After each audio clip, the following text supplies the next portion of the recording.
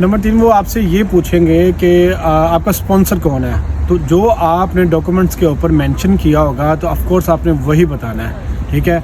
और उसके बाद वो आपसे ये पूछ सकते हैं कि after study what's your plan.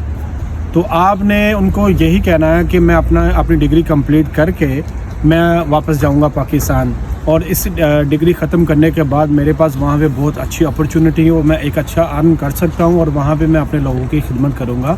और आपको वो ये पूछेंगे कि आप यहाँ पे रहना क्यों नहीं पसंद करेंगे, तो आप उनको यही कहेंगे जी मैं अपने मुल्क के लिए, अपने लोगों के लिए मैं अपनी खिदमत करूँगा और मैं वापस जाना चाहूँगा। क्योंकि उन्होंने आपको ये थोड़ा सा जज करने की कोशिश करनी है कि आप यहाँ पे रुकना चाहते हैं, आपका एक्चुअली वो मकसद जाना चाहते हैं। आपने हरगिज़ उनको ये फ़ील नहीं करवाना कि आप यहाँ पे रुकना चाहते हैं, आप स्टे करना चाहते हैं। तो इट्स मीन कि आप सिर्फ इसी मकसद के लिए आ रहे हैं, आप पढ़ने के लिए नहीं आ रहे, आप जॉब करने के लिए आ रहे हैं। तो ये बात ज़हन में रखिएगा।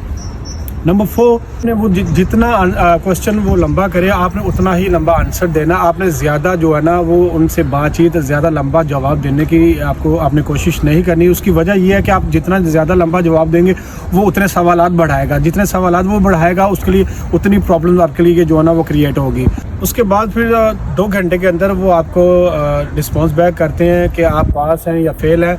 तो कोशिश करें आप अपना इंटरव्यू जो है ना शॉर्ट से शॉर्ट बनाने की कोशिश कीजिएगा और तैयारी अच्छे से करके इंटरव्यू दीजिएगा। रट्टा लगाने की ज़रूरत नहीं है, बी कॉन्फिडेंट।